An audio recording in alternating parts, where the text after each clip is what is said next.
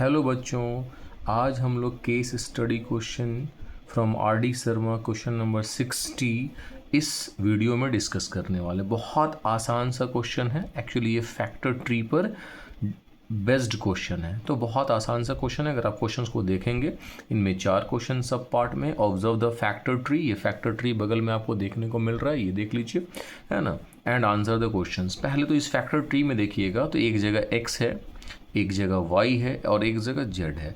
तो ये जो x y z जो आपको दिख रहा है ना, इन वैल्यूज़ को पहले हमें फाइंड आउट करना है और ऐसे क्वेश्चंस को हमेशा बॉटम टू टॉप की तरफ निकालने की कोशिश करनी है। आसानी से आप निकाल सकते हैं। कैसे करेंगे देखिए, मैंने पहले ही से यहाँ पर एक फैक्टर ट्री ये बना रखा है, ठीक है। अब देखिए, अगर मुझे x की वैल्यू निकालनी होगी तो मैं इन दोनों का मल्टीपल, क्योंकि ये जो बॉक्स है, अगर हम इस बॉक्स की बात करते हैं, मान लो यहाँ से स्टार्ट करते हैं फ्रॉम द बॉटम, इस बॉक्स की बात करते हैं तो ये इन दोनों का मल्टीपल है। इस बॉक्स की बात करते हैं तो ये इन दोनों का मल्टीपल है। इस बॉक्स की बात करते हैं तो ये इन दोनों का मल्टीपल है और इस बॉक्स की बात करते हैं तो ये इन दोनों का मल्टीपल है। इस हिसाब से अगर हम इनकी बात करते हैं कि x क्या होगा, तो इन दोनों का मल्टीपल 3 5 15, ओके, और 3 7 21 और कैरी 1 था तो 22 और 3 2 6 और 2 8 और 3 1 3। तो मालूम चला ये वैल्यू ऑफ x हो गया जो आपने यहाँ निकाल रखा, ओके। उसके बाद अब देखिए इनकी वैल्यू देखते हैं, यानी इन दोनों का मल्टीपल ये है। दैट मीन्स अगर 85 से इसको डिवाइड कर देंगे तो मुझे क्या मिलने वाला है, y। यानी ये जो वैल्यू आप निकाल रहे हैं ये आप y की वैल्यू निकाल रहे हैं, ठीक है ना।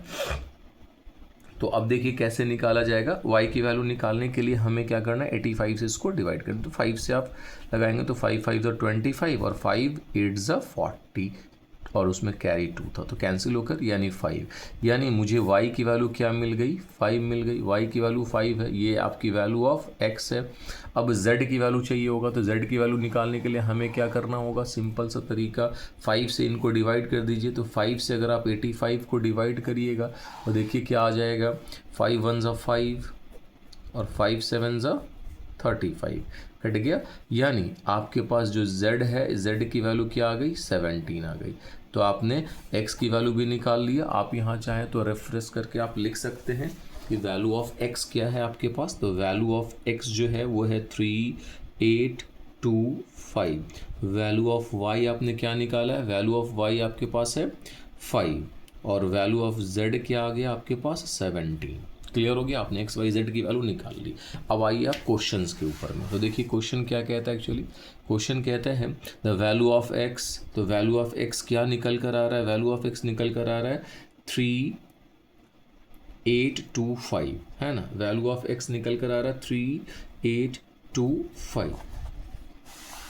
क्या निकल कर आ रहा है ए में, यानी फर्स्ट का आंसर क्या आ रहा है 3 8 2 5। तो यहाँ लिख लेते हैं हम लोग क्या, इक्वल देकर 3 8 2 5, ठीक है ना। सॉरी, एक्स की वैल्यू क्या आ रहा है 3 8 2 5, जो कि ऑप्शन नंबर बी है। फिर सेकंड नंबर में अगर हम आते हैं, क्वेश्चन नंबर सेकंड की बात करते हैं तो देख लीजिए क्या दिया है क्वेश्चन में। क्वेश्चन कहता है the value of Y. Y की वैल्यू आपने क्या निकाला, ध्यान से देखिएगा कि वैल्यू ऑफ वाई आपने क्या निकाला। तो वैल्यू ऑफ वाई क्या है 5, यानी वाई की वैल्यू क्या निकल गया, 5 निकल गया। ऑप्शन में अगर आप चेक करेंगे तो ऑप्शन में क्या है, ऑप्शन में है ए, यानी इसका आंसर क्या हो जाएगा, ए हो जाएगा। उसके बाद आप आ जाइए तीसरे नंबर क्वेश्चन की तरफ। क्वेश्चन नंबर थर्ड में देखेंगे क्या है, वैल्यू ऑफ जेड। जेड की वैल्यू आपने कितना निकाला है, आई थिंक 17 निकाला है। वैल्यू ऑफ जेड कितना निकाला, 17। जेड की वैल्यू कितना है, 17। ऑप्शन अगर आप देखेंगे तो ऑप्शन नंबर कितना है, बी। ऑप्शन नंबर क्या है यहाँ पर, आप कह सकते हैं बी है।